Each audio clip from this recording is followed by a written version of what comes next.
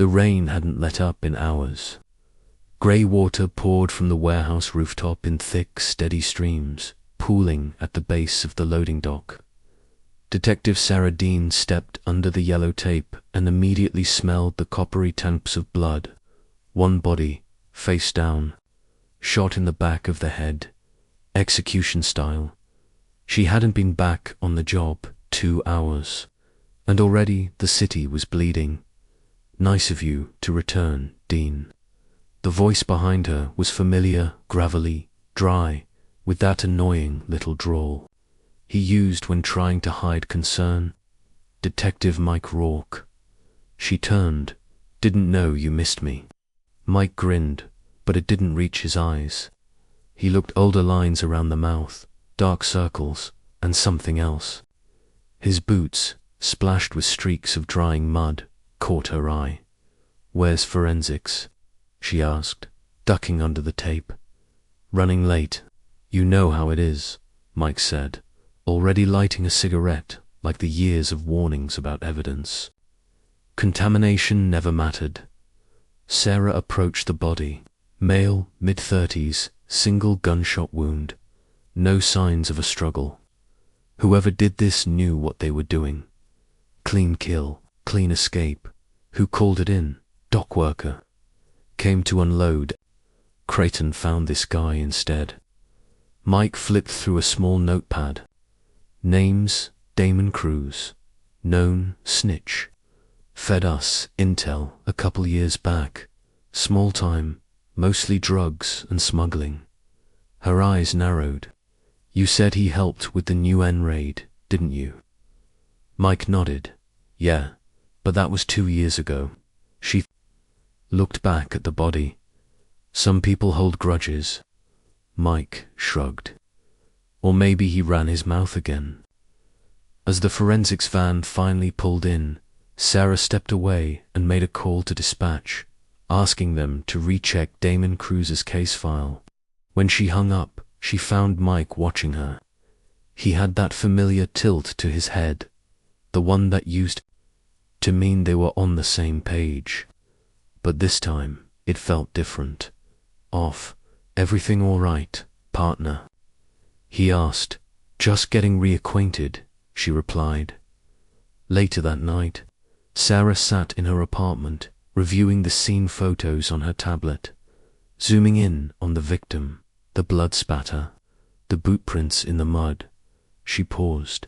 One of the prints near the body had a distinctive tread, hexagonal lugs with a broken heel ridge. She'd seen that pattern before. She grabbed her phone and searched through old photos. Her hands stopped on one taken last year. Mike, leaning on the hood of their squad car, boot up on the bumper. That same tread, it could mean nothing. They both walked scenes all the time. The docks were muddy. The rain had fallen since. Still, something didn't sit right. She flipped back to the photos from today. One pair of boot prints came in. One went out. No sign of a second person. But Mike had already been at the scene when she arrived. She closed the tablet and leaned back in her chair. It was probably nothing. Probably then again, she didn't believe in coincidences. Not anymore. She reached for her notepad and scribbled a quiet question across the top. Was he here before the body dropped? She didn't have answers yet, but she was going to find them, even if they led to the man she used to trust with her life. The precinct buzzed with morning noise phones ringing, detectives arguing over coffee, keyboards clacking like distant gunfire. But in Sarah Dean's head, there was only silence. A silence filled with questions. She stared at the crime scene. Photo again, the one with Mike's boot print near the body. It still didn't prove anything, not definitively. But her gut, the same instinct that had saved her life more than once, whispered, he's hiding something. She didn't want to believe it, not about Mike. He was her partner, her friend, the one who pulled her out of that burning meth house back In 21, the one who bought her a drink the night she buried her brother. But people change. And sometimes you don't see it until it's too late. She slid the photo into a plain folder and locked it in her desk drawer. For now, Dean, a voice called out. Captain Harlan stepped into view, tossing her a file. Cruz's autopsy just came in. Also, ballistics pulled a clean slug from the skull, .45 caliber, execution shot, just like you said. She flipped. The file open. Any signs he fought back? Nope. No defensive wounds. Didn't even turn around. Someone he trusted, maybe. Sarah nodded, but her thoughts raced. Mike carried a dot for 5. She needed more than guesses. She needed proof. And that meant doing something she hadn't done in years. Following her partner later that day. She waited by the back stairwell, pretending to make a call. At 2:47 p.m., Mike exited the bullpen, briefcase in hand. Heading out early, Sarah trailed him. He didn't go home. He didn't go to a bar. He drove to a quiet parking garage off 6th, where he sat in his car for 20 minutes before walking into a rundown building with no sign on the door. She got out and circled the block, spotting a faded placard in a side alley, Veterans Aid Private Services. That wasn't strange in itself. Mike had done time overseas, had a few demons, so did she. But why the secrecy? She waited until he left, then made her way inside. The woman at the front desk barely looked up. "Can I help you? Just looking for a friend," Sarah replied. "Mike Rourke." The woman's face tightened. "He's not on our list." Sarah raised an eyebrow. "He was just here." The receptionist hesitated. "He doesn't check in under that name." Now her instincts roared. Sarah left her card and walked back to her car, heart thudding like a war drum. Mike was using an alias, visiting a building with no digital footprint, and not telling her about it. Back at the precinct, she accessed the digital evidence locker. Damon Cruz's old files were sealed. He'd been a confidential informant, but her badge still had clearance. Cruz had been feeding information about an internal smuggling ring, dirty cops selling seized drugs back onto the street. Names were blacked out, but one line stood out. Handler Rourke, and Mike had been his handler. He never told her that, never even mentioned working with Cruz directly. She stared at the screen. If Mike was tied to the smuggling case, and Cruz was about to talk again, it was motive, and it was a lie. She closed the file just as Mike walked into the room behind her. "You good?" he asked, dropping his bag on the desk beside hers. "Yeah," she said, too quickly. "Just going through the Cruz case again." Mike glanced at the screen. Poor bastard. Should have kept his head down. Sarah watched him. Not the words, the eyes, the posture. Calm to calm. "You still carry that old .45? She asked casually. Mike looked surprised. "Yeah, why? Just curious." He chuckled and shook his head. "Still paranoid as hell, Dean." She smiled. "Maybe that's why I'm still alive." But as Mike turned to take a call, Sarah typed one quick note on a post-it and stuck it under her desk. "Follow the gun. Trace the alias. Do not trust him alone." Whatever this was, it wasn't over. And Sarah Dean had learned one thing in her time as a cop: when the lies start stacking up, someone's about to fall. She just hoped it wouldn't be her. The address came from an anonymous message, typed in all caps and sent to Sarah's burner phone late that night. "Check the old cabin on Pine Ridge. You'll find what he buried." She didn't sleep, just stared at the message for an hour, heart pounding, mind buzzing. If it was a trap, it was a bold one. If it wasn't, she left before sunrise, taking her unmarked car through the mist-covered backroads that snaked through the Pine Ridge woods. The area was barely patrolled anymore, just an old trail of forgotten weekend cabins and hunting shacks, long since surrendered to rot and silence. Cabin number Y sat alone at the end of a gravel road, windows boarded, door half open, like it had been waiting for her.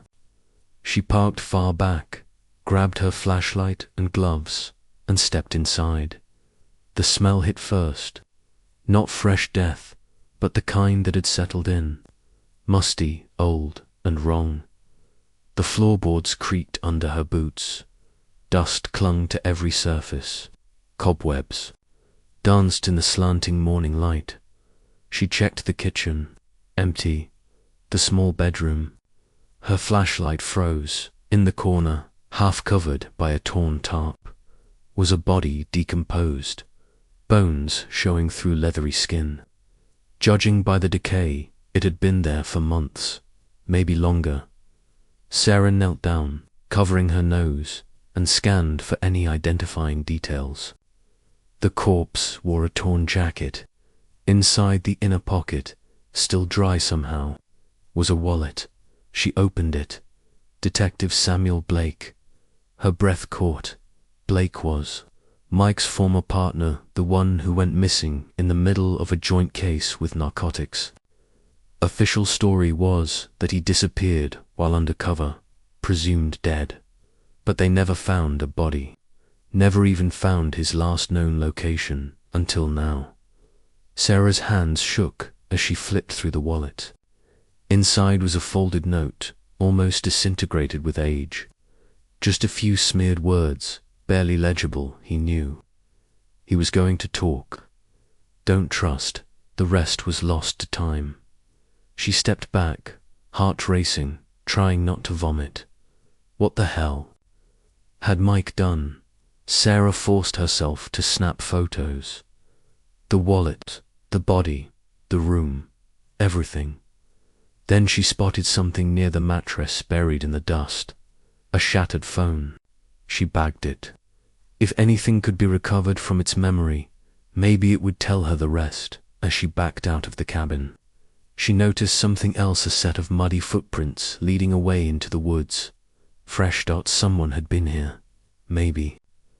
Not long ago, maybe while she was inside. Her hand went to her holster. She scanned the trees. Nothing. She didn't go back to the precinct. Not yet. Instead, she drove straight to a friend in a forensics Rabi, a tech who owed her a favor. Get anything you can from this phone, she said, sliding it across the table. Robbie gave her a look. Where'd this come from? Don't ask, she said. And don't log it. Just tell me what you find. He hesitated. You're skating the edge here, Dean. She leaned in. I know, but if I'm right, someone's been cleaning house for a long time. She left the lab and drove to a park near the precinct, pulling out her old case notes. Blake's disappearance had been written off so fast, she'd never really looked deeper. But now, with the body confirmed and the note pointing to a cover-up, she reread every detail. Mike had filed the last report. Claimed Blake went missing after chasing a lead on his own. There were no witnesses, no follow-up investigation, just a report signed by Rourke. She stared at the signature until it blurred. Then her phone rang. Robbie, I got something, he said. The phone was almost toast, but I pulled one video. Send it. A moment later, her screen lit up. The video was grainy and dark. A man's face, barely visible, half in shadow, slumped against a wall. Blake Dot, his voice was low, broken, but clear. If you find this, tell them Mike did it. He killed Riley. He killed Rousseau. And now he's coming for me, too. The video cut out. Sarah dropped the phone. This wasn't just about one body at the docks. This went deeper. 2, maybe more victims. All people connected. To Mike's former partners, informants, cops. She sat in the silence, surrounded by evidence she couldn't explain to anyone without risking her badge or her life. Mike had secrets, and now she knew at least one of them. But if Blake was right, if Rourke had killed multiple people, maybe even to protect something bigger, then Sarah was in the middle of something far worse than a dirty cop. She was standing between a killer and the truth, and she was alone. Detective Sarah Dean hadn't slept. Not really. The image of Blake's decaying body, the words in that final video, and the old badge she'd pulled from the floor of that cabin haunted her every blink. She didn't go to the precinct that morning. Instead, she parked 2 blocks away and walked the long way round, eyes open, watching for anyone. Mike hadn't called her yet, hadn't texted, but she knew it was coming. He was smart, too smart not to suspect something. She entered the station through the rear and headed to the archives. Most people didn't bother with physical records anymore, but that's where the ghosts lived. Old cases, old partners, old truths. She found Blake's personnel file, then Riley's, Russo's, all former partners or informants connected to Mike in some way. 3 of them died under uncertain circumstances. 1 disappeared, and Mike was always nearby. It could still be coincidence, but it didn't feel like it. She opened Blake's file and found a sealed envelope taped inside. No initials, just a single red paperclip holding it. Shut. Her pulse quickened. Inside were photocopied notes, handwritten, some in Blake's scrawl, some typed. Details on something called Operation Sanctum, a secret task force formed to investigate corruption inside the department more than a decade ago.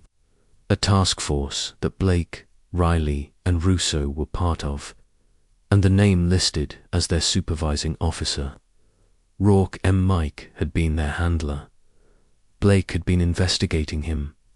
Sarah ran a search through the department's internal server.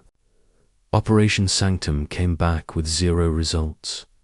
Wiped, deleted, as if it had never existed. Someone had buried it. She took the files and went straight to Captain Harlan's office.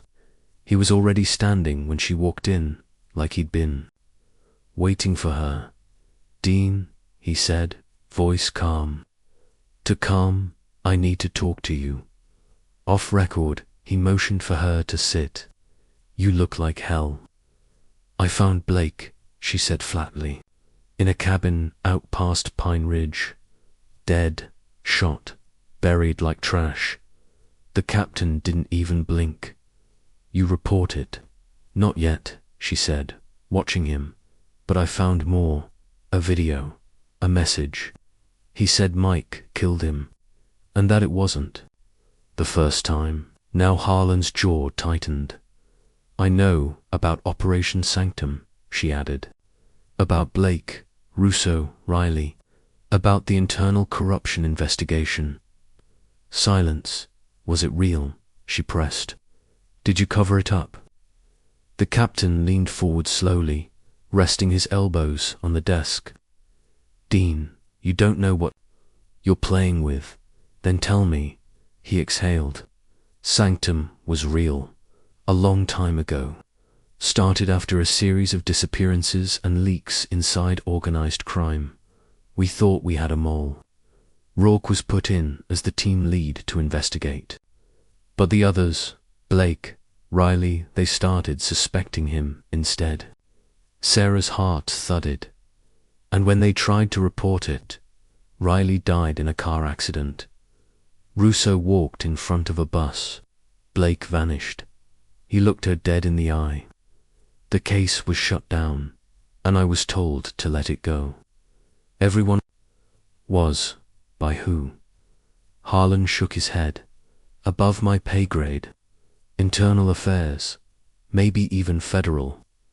All I know is Rourke came out clean. Untouchable. Sarah sat there in disbelief. So what? We just pretend nothing happened? Let him walk. Let him keep killing. I didn't say that, Harlan said. But if you're going after Rourke, you'd better have more than whispers and ghost files. You need something hard, unshakable, or you'll vanish just like the rest. Sarah stood, file clutched tight in her hand. Then I'll find it. As she left the office, her phone buzzed. A message from Mike. Got a lead. Meet me at South Pier, just us. No details. No time. Just coordinates. A test or a setup. She stared at the message, trying to read between the lines. Mike knew, or at least suspected. She could feel it in her bones. That quiet tension between them had changed. He wasn't just watching her now, he was preparing something. She texted back one word, "On my way." Then she forwarded the message to a secure number 1. Only Robbie had she would go. But she wouldn't go unarmed or unrecorded, because whatever happened at that pier, it was going to be the beginning of the end, either for her or for Mike. Rourke. Sarah tucked the tiny transmitter into the seam of her collar, then clipped the audio recorder inside her coat. No police backup, no patrol car, just her Glock, the wire, and a fast-beating heart. The wind coming off the water at South Pier carried the smell of rust and salt. The place was quiet to quiet. She stepped out of her car, every instinct on high alert. Mike was already there, leaning against a rusted storage container like he'd been waiting for hours. He looked calm, relaxed. But Sarah had been his partner, long enough to know what that really meant. "Glad you came," he said, lighting a cigarette. "Wasn't sure you would." She forced a casual tone. "You said you had a lead." Mike smiled, exhaling smoke. "I do, but not the kind you're hoping for." She froze. "I know you've been asking around," he said, voice flat, digging into old names. Blake, Rousseau, Operation Sanctum. Even Harlan tipped me off. Sarah said nothing. "You're good, Dean, real good, but not good enough." She kept her hands loose at her sides. "Then why call me here? To talk, face to face, before things go too far." Sarah tilted her head.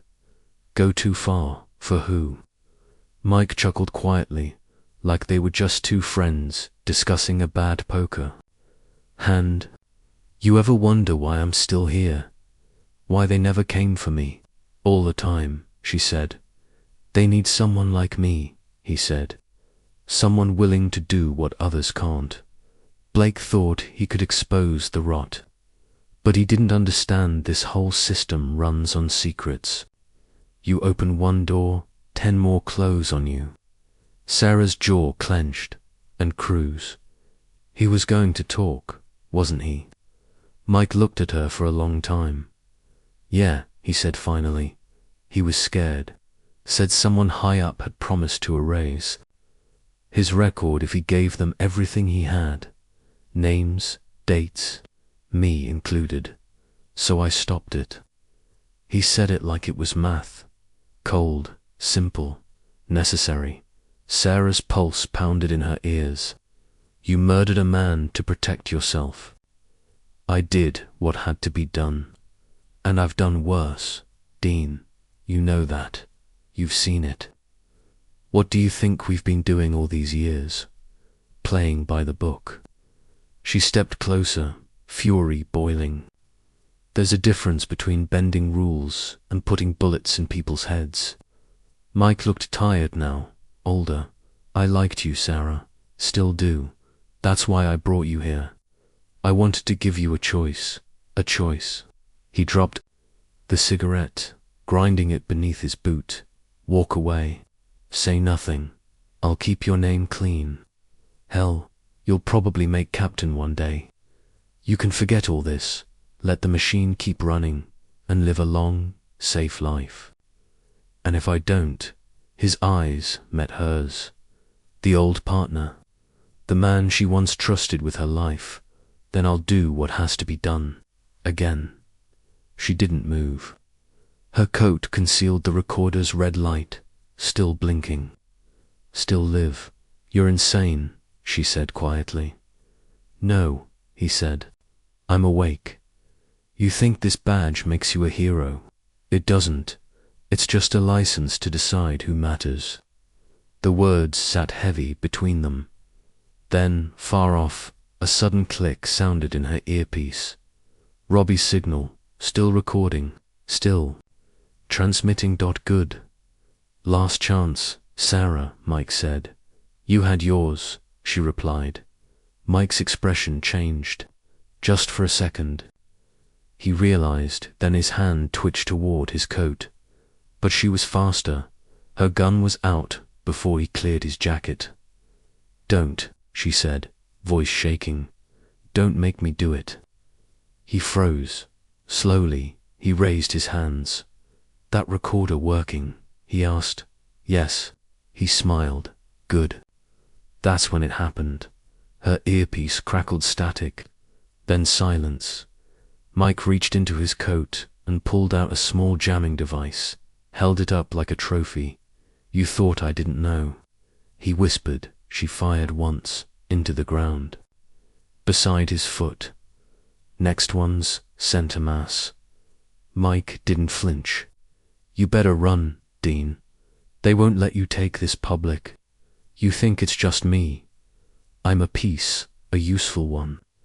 But I'm not the only hand on the trigger. She backed away, gun still trained on him. If anything happens to me, she said, there's a copy of that recording with someone who will bury you and everything you ever worked for. Mike stared at her, then smiled. I always said you were smarter than the rest. Sarah didn't reply. She turned and walked, slowly, steadily, pulse thudding in her skull. Every second expecting a bullet in the back, but none came. When she made it to her car, she didn't start it right away. She sat in the silence, hands trembling on the wheel. The wire had been jammed, but she had the backup recorder in her coat, and she still had a chance. The war wasn't over, but now, at least, she knew where the front line was. Detective Sarah Dean knew she had less time than she thought. When she walked into her apartment just after midnight, the first thing she noticed was the quiet. Not peaceful, empty, watched. Then her eyes swept the living room and her stomach.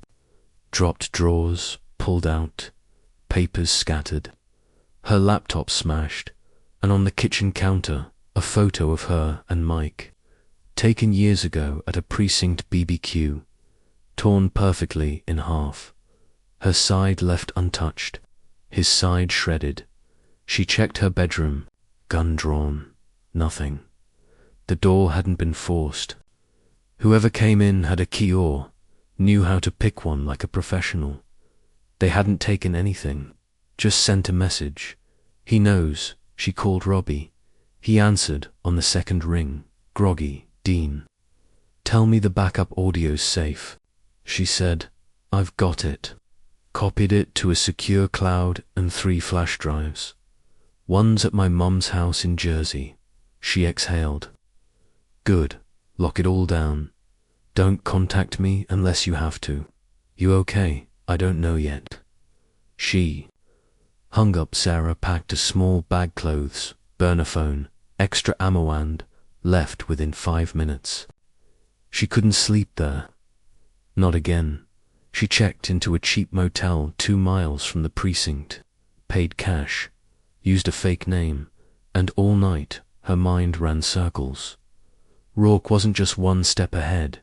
He had eyes, ears, access. Someone or someone's was. Helping him, protecting him.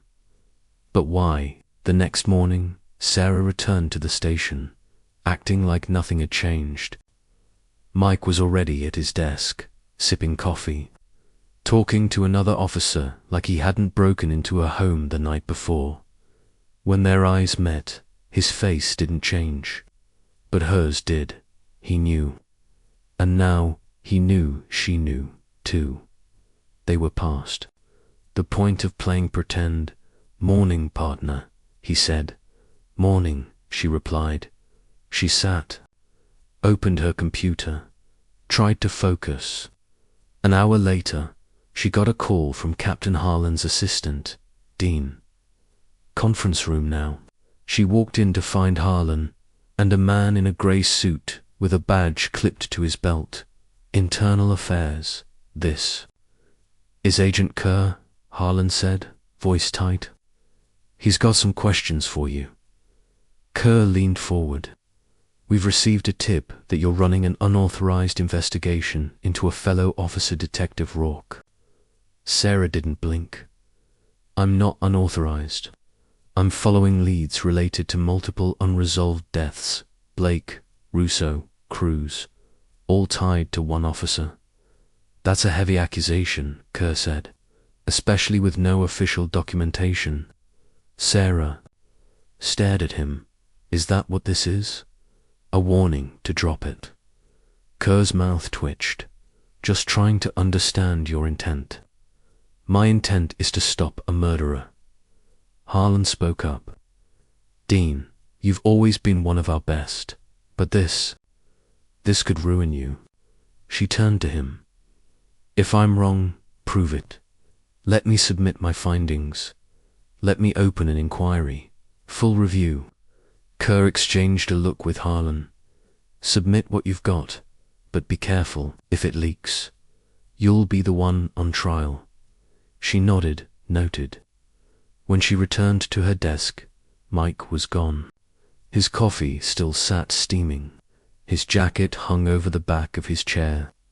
But no sign of him. She opened her email and found a draft message, open one she didn't type. It was addressed to her captain, subject resignation.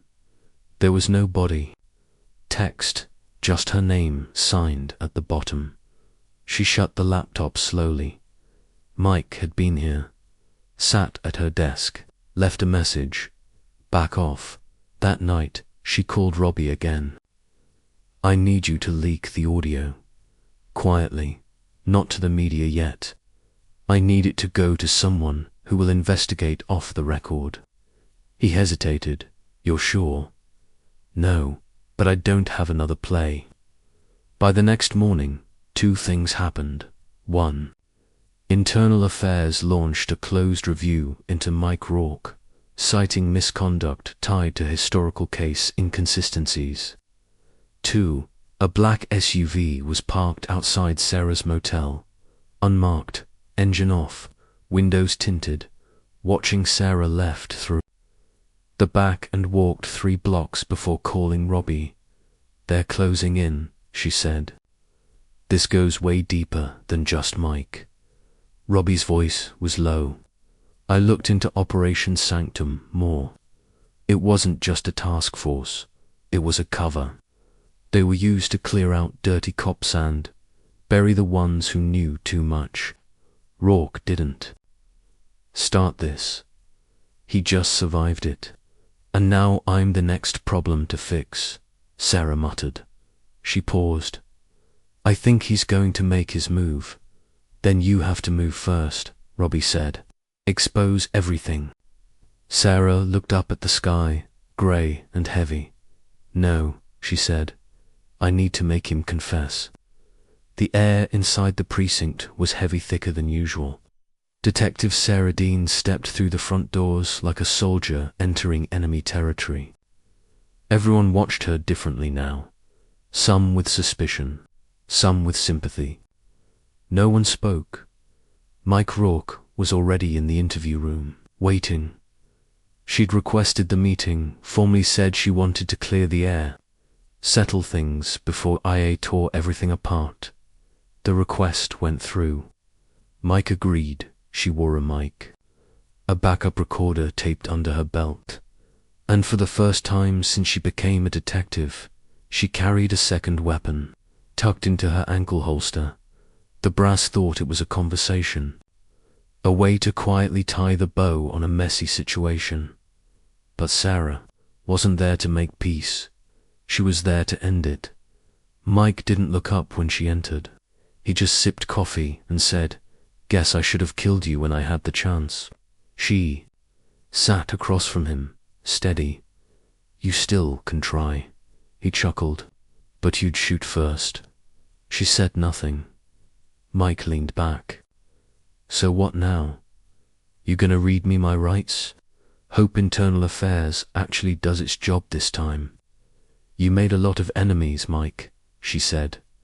"Buried a lot of good people." He shrugged. "You think I enjoyed it? I followed orders. Russo found something he wasn't supposed to. Riley started recording conversations. Blake thought he could blackmail the wrong people. I kept the lid on a pressure cooker that would have blown this city sky high. You think that makes you a hero? I think that makes me necessary." Sarah leaned forward. "Why didn't you run? You knew I had the recording. You knew IA was coming for you, but you stayed." Mike's eyes flicked up. "You wouldn't understand. Try me." He set his cup down gently. "Because I don't regret it." Sarah stared at him. "I kept the streets cleaner than the suits upstairs ever could. I stopped murderers before they had a chance to act. Yeah, I broke rules. I killed men who would have walked free, but I made peace with that a long time ago." "Made peace with being a murderer?" He gave a small nod. "Some of us have too." Sarah's hand hovered over the recorder. Mike glanced down, spotting it. He didn't flinch. "You want a confession? You've got it. I killed Blake. I killed Cruz. I watched Russo fall and didn't lift a finger. You win, partner. Go ahead, be the hero." She hit stop. The door opened. 2 Internal Affairs agents stepped in. Mike stood without protest.